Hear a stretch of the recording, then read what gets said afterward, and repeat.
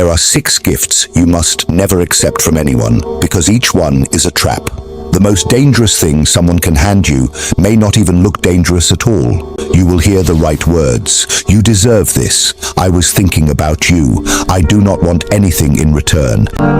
Machiavelli understood that people do not always enter your life by force. Sometimes they enter through gratitude.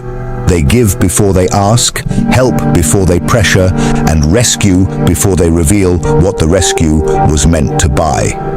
A real gift leaves you with more freedom than you had before.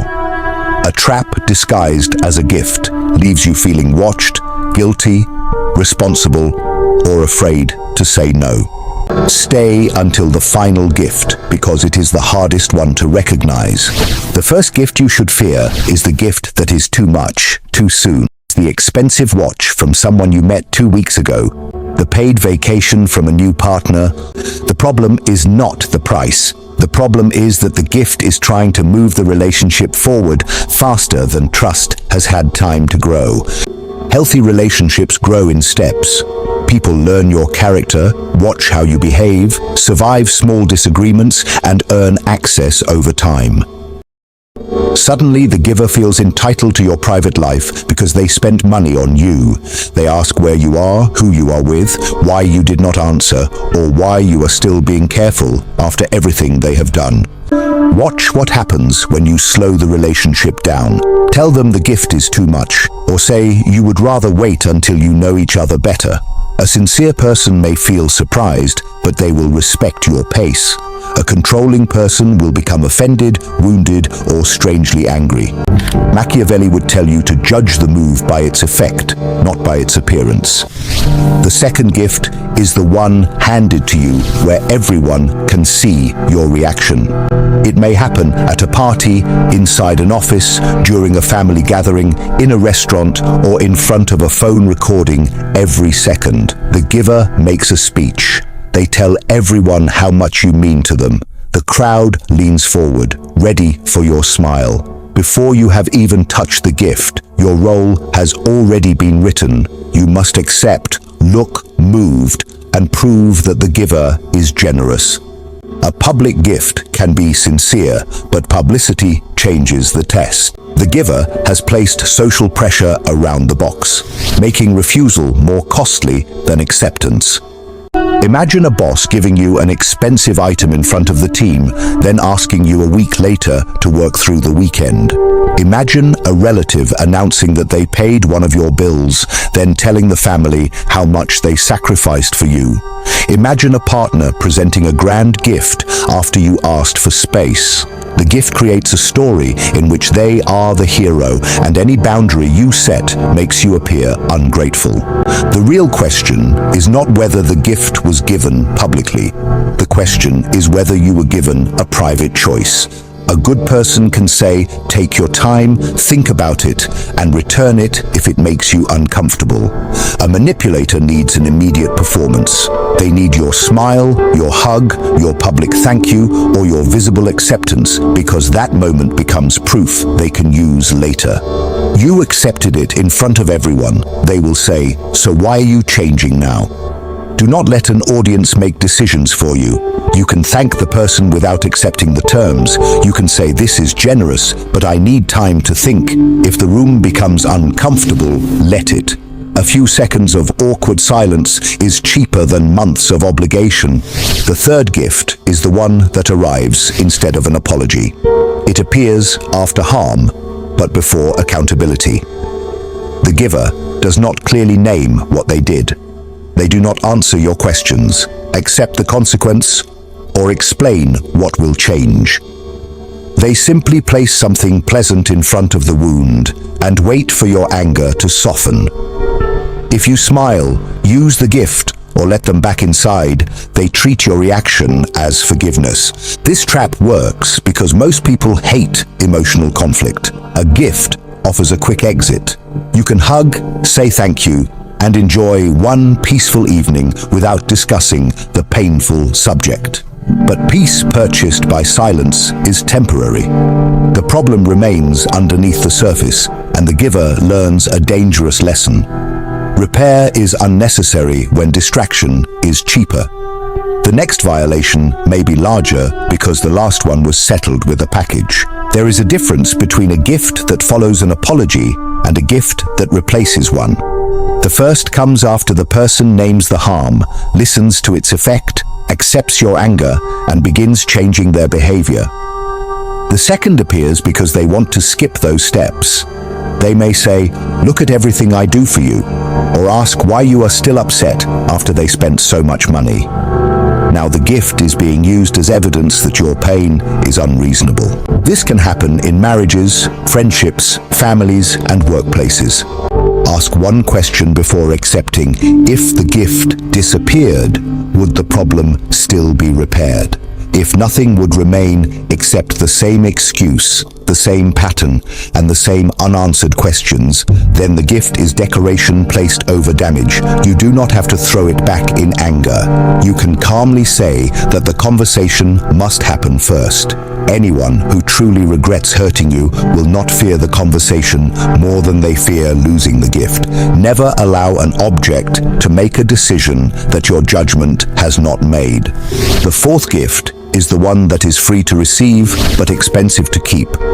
It may be a car that needs constant repairs, property with taxes, equipment requiring costly supplies, or a membership that becomes your responsibility after the first payment. The giver pays once. You keep paying in money, time, attention, and stress. What looked like an asset slowly reveals itself as a burden transferred into your name. A free car sounds valuable until insurance, fuel, registration, parking, and repairs consume your budget. A free piece of land sounds powerful until you discover unpaid taxes, legal problems, or years of maintenance. The price tag says zero because the largest price was never printed. There is another reason people pass burdens as gifts. Refusing a gift feels worse than refusing a request. If someone asks you to take responsibility for their failing project, you may say no. If they announce that they are giving you a leadership opportunity, pride may answer before judgment does. The words change, but the burden does not. Manipulators understand that people will carry almost anything if it is wrapped in praise. Before celebrating the honor, remove the wrapping and name the work plainly. This trap also appears without a physical object. Someone gives you a title but no authority, a client who creates endless problems, a project no one else wants, or an opportunity that requires you to spend your own money to make them look successful. They call it a chance to prove yourself. You feel honored, so you accept before asking why everyone else stepped away. The gift gives them relief while transferring the responsibility to you. Before accepting, look past the first day. Ask what this will demand after 1 month, 1 year, and 1 emergency. Who pays for repairs? Who carries the legal risk? Who provides the time? Can you sell it, return it, refuse the added duties, or leave the arrangement? A person offering something honest will not fear clear questions. Be especially careful when the giver rushes you. Hidden costs survive through speed. They say the opportunity will disappear, the papers must be signed today, or someone else is waiting. Urgency keeps you focused on losing the gift instead of understanding it. Machiavelli knew that fortune rewards preparation, not blind excitement. If the giver becomes nervous when you examine the future probably contains the part they hoped you would not see. The fifth gift is anything you must keep secret to protect the person who gave it to you. It may be money that cannot be explained, property that may not belong to them, private information obtained unfairly, special treatment hidden from your co-workers, or an advantage that violates rules everyone else must follow. Once you accept, the relationship changes. You now possess something that can damage both of you, but the giver usually understands the situation better. They know where it came from, who might discover it, and how the story could be told. If trouble begins, they may claim you asked for it. If you resist a later demand, they may remind you that your hands are no longer clean. The final gift is the crown that makes you serve the person who placed it on your head. The crown may be a promotion, an impressive title, access to a powerful circle, a luxurious lifestyle, a public endorsement, or an introduction that changes your career. Unlike the earlier gifts, this one does not merely give you something, it gives you a new identity. You are no longer simply yourself. You are now the person they selected, raised, discovered, or allowed inside. At first, the change feels like freedom. Doors open when you mention their name, people return your calls, your family looks proud, you begin seeing your old life as small and you cannot imagine going back. Then the giver asks for the first compromise, not as a command, but as a reminder. Remember who gave you this chance. The compromise will rarely look serious at first. They ask you to keep quiet during one meeting, overlook one lie, exclude one person, or support one decision you do not fully understand. You tell yourself that loyalty requires flexibility. Then each compromise becomes proof that the next one is normal. By the time the demand finally violates something important, your past choices are standing behind you like guards, blocking the road back.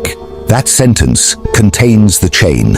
They do not need to threaten you because you are already afraid of losing the person you became.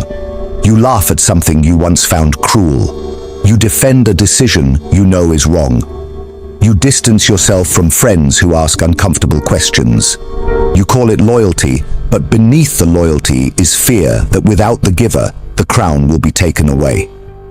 This trap is powerful because the gift becomes mixed with your self-worth. If the opportunity came from them, you begin believing your value also came from them. They encourage that belief. They tell stories about how lost you were before they arrived, how no one else saw your potential, and how everything you have exists because they chose you. Gratitude slowly becomes obedience because leaving now feels like returning to nothing. Machiavelli studied rulers who depended on borrowed armies. Their power looked impressive, but it belonged to someone else. The moment the owner changed sides, the ruler discovered that his strength had never been his own. The same danger exists in ordinary life. If your confidence, income, reputation, friends, and identity all come from one gatekeeper, then that person does not merely support your life. They hold the switch. This does not mean you must reject every promotion, mentor, introduction, or life-changing opportunity. It means you must build your own ground beneath the opportunity. Learn the skill behind the title. Form relationships that do not depend on one person. Save enough money to survive disagreement. Keep people near you who knew your character before the crown appeared. Most importantly, know what you will not do to keep the gift. Decide before the pressure arrives. If you wait until your status, comfort, and identity are threatened, fear will write your values for you. A gift is safest when you can leave it on the table and remain whole. The moment losing it feels like losing yourself. The object has become your ruler. Build an answer to the question the giver hopes you never ask. Who am I without this? If the title disappears, your skill should remain. If the introduction is withdrawn, your work should still have value. If the relationship ends, your name should still belong to you. Now look back at all 6 gifts. The gift that is too much, too soon, tries to buy closeness before trust exists. The public gift uses an audience to make refusal painful.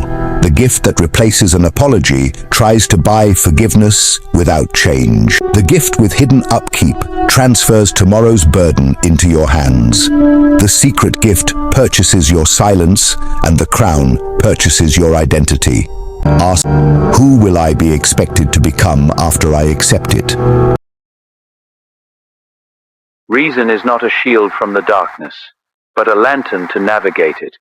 Here, we explore the hidden forces that rule us all.